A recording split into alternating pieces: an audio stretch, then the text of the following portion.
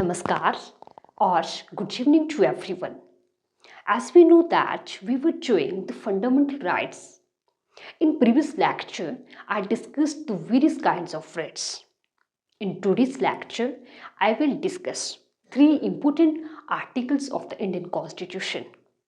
The first article is Article 33, second is the Article 34, and third is the Article 35. Article 33. This article empowers the parliament. It empowers the parliament to restrict or abrogate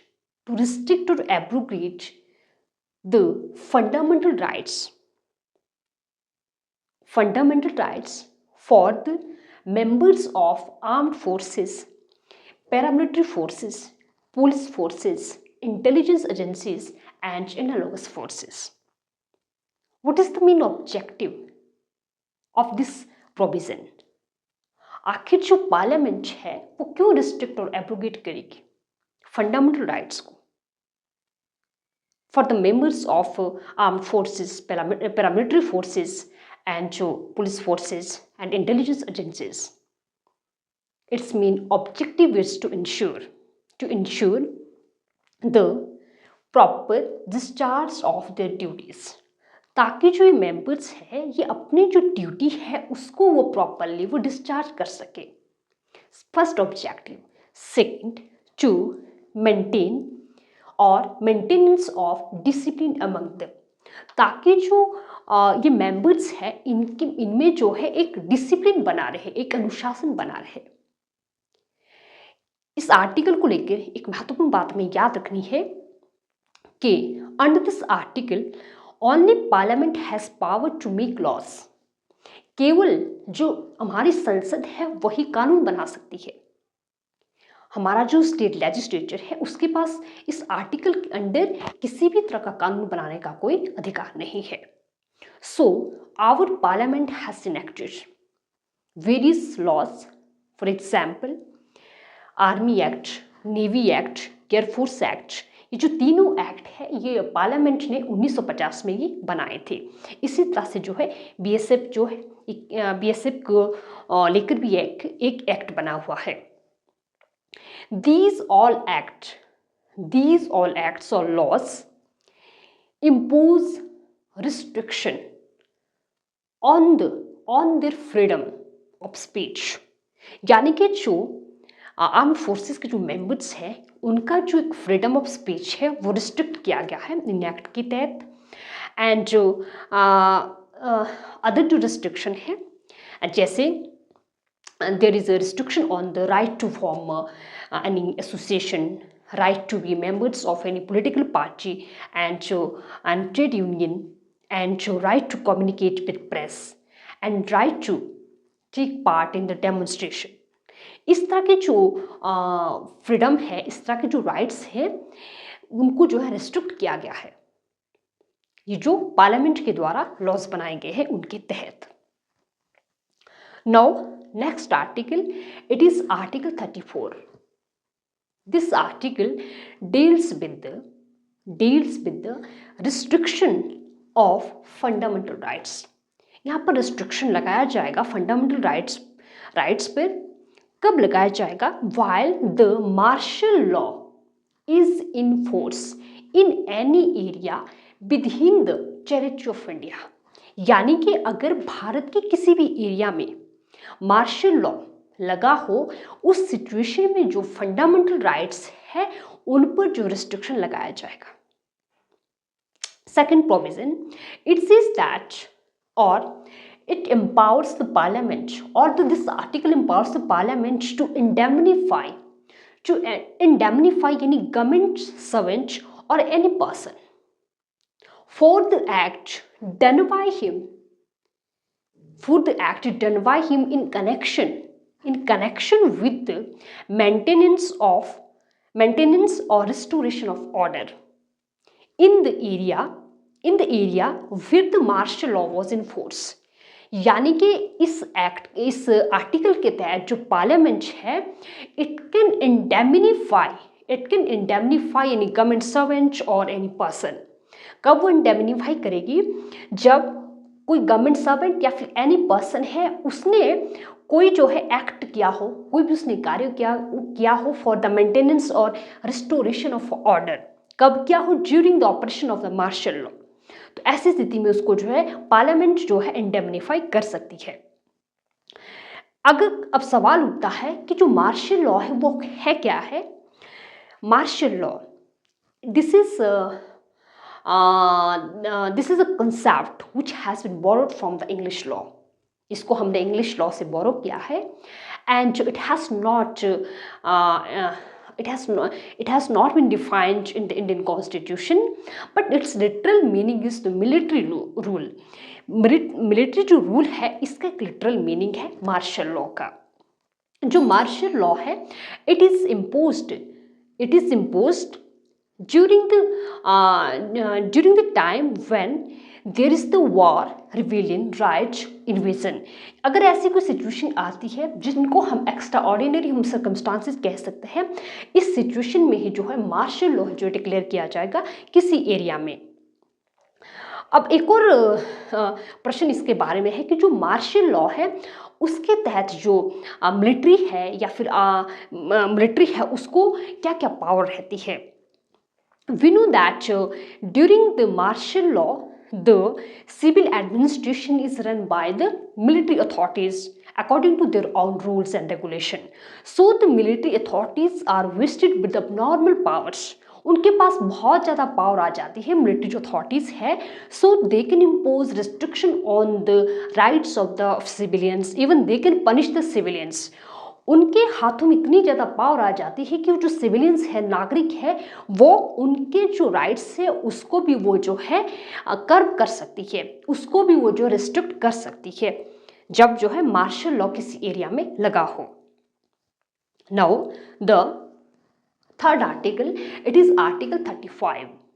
this article talks about or it deals with the power to make laws to give effect certain specified fundamental rights vested only in the parliament, not in the state legislature।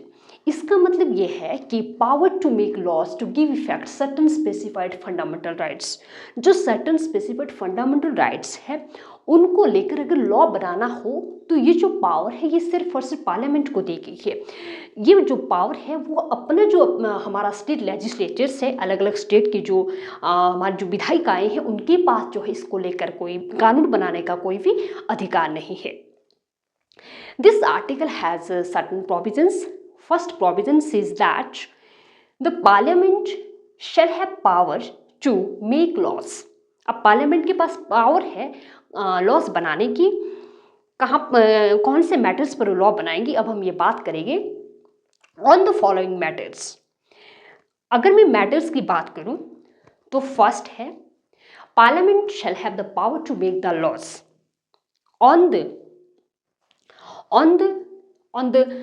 about the Article 16. There is a provision in the Article 16 which talks about the prescribing the residence as the main condition of the employment or appointment in a state or union territory or in a local authority. So हम कह सकते हैं कि ये जो provision है या फिर मैटर है इसको लेकर अगर लॉ बनाना हो वो सिर्फ और सिर्फ जो है भारत की संसद बना सकती है, ना कि स्टेट का legislature. So this provision has been given in the article 16। Now the second provision और matter, empowering the courts other than Supreme Court and High Court to issue the directions or all kinds of writs for the enforcement of the fundamental rights। अगर इसको लेकर भी कोई कानून बनाना हो, it is also the power of parliament, not the state legislature. And this provision has been mentioned in the article 32 of the Indian constitution. यहाँ पर मैंने सिर्फ आर्टिकल को मेंशन किया हुआ है, मैंने इसको पूरा जो एक प्रोविजन है उसको मैंने यहाँ पर मेंशन नहीं किया हुआ है। नेक्स्ट इज द नेक्स्ट जो प्रोविजन है, it is about the restriction or restricting the implementation of the fundamental rights of the armed forces, which is given in the Article 33. And so next is the indemnifying indemnifying the government servant or any person for the acts done by him during the operation of the martial law which is given in the Article 34 of the Indian Constitution। जैसा कि मैंने कहा, मैंने यहाँ पर articles को mention किया हुआ है। इसका जो एक मेन जो प्रोविजन है इसको मैंने ऑरली बता दिया है। Now the second provision, it says that Parliament shall have the power to make laws prescribing punishment for those acts which are offences under the fundamental rights। It means those acts which are offences under the fundamental rights, जो कि हमारे fundamental rights के तहत जो offence है, ऐसे act को लेकर अगर पनिशमेंट को तय करना हो उसको लेकर भी पार्लियामेंट ही जो है कानून बना सकती है। अब ऐसे कौन कौन से एक्ट हैं? For example, untouchability which is given under the Article 17. Second is the traffic in human beings and forced labor, it is given in the Article 23। तो ये जो सारे जो मैटर्स हैं इनको लेकर कानून जो है सिर्फ और सिर्फ भारत की संसद बना सकती है, ना कि state legislature. Now, if we take the quick revision of this lecture, in first I discussed the Article 33. This article talks about the restriction of the fundamental rights of the members of the armed forces, paramilitary forces, police forces, intelligence agencies। इसका जो एक objective है वो भी मैंने discuss किया कि क्यों जो फंडामेंटल राइट्स से उनको जो है रेस्ट्रिक्ट किया जाता है for the proper discharge of there duties. पहला जो ऑब्जेक्टिव है ये मैंने डिस्कस किया। Second is the maintenance of discipline among them. और इसी तरह से जो है भारत में जो संसद है उसने बहुत सारे जो है एक्ट बनाए हैं जो कि कुछ रिस्ट्रिक्शन लगाती है मेंबर्स पर, जो कि आर्म फोर्सेस के जो मेंबर्स हैं। Then I discussed the Article 34 which talks about the restriction of fundamental rights while the martial law is in operation in any area within the territory of India। After then I defined the martial law, कि martial law क्या होता है और ये कब लगाया जाता है, और martial law के दौरान जो मिलिट्री अथॉरिटीज़ है वो किस तरह से वो वर्क करती है या फिर वो किस तरह से वो जो है एडमिनिस्ट्रेशन चलाती है। Now the Article 35 which talks about the power of the Parliament to make laws to give effect for the certain specified fundamental rights। तो यहाँ पर मैंने अलग अलग मैटर्स की बात की कि कहाँ कहाँ पर जो भारत की संसद है वो लॉ बना सकती है, और अलग अलग आर्टिकल को भी मैंने यहाँ पर डिस्कस किया कि जैसे आर्टिकल 16 के अंडर अगर जो रेजिडेंस है उसको अगर नहीं कहूँगी मैं यहाँ पर जो रेजिडेंस है it is the main condition of for the employment and appointment, उसको लेकर भी जो भारत की संसद कानून बना सकती है। Next is the empowering the courts to issue the direction of writs for the enforcement of the fundamental rights। इसको लेकर भी जो भारत की संसद के पास ही पावर है कि वो कानून बनाए। इसी तरह से आर्टिकल 33, आर्टिकल 34 एंड जो आर्टिकल 17 है अनटचेबिलिटी को लेकर है, आर्टिकल 23 है traffic in human beings and forced labour, इसको लेकर भी जो है लॉ बनाने का जो पावर है वो पार्लियामेंट के पास है, ना कि स्टेट लेजिस्लेचर के पास है। सो ये जो लेक्चर है ये बहुत महत्वपूर्ण है, वो चाहे कोई भी कॉम्पिटिटिव एग्जाम हो। थैंक यू सो मच और नमस्कार।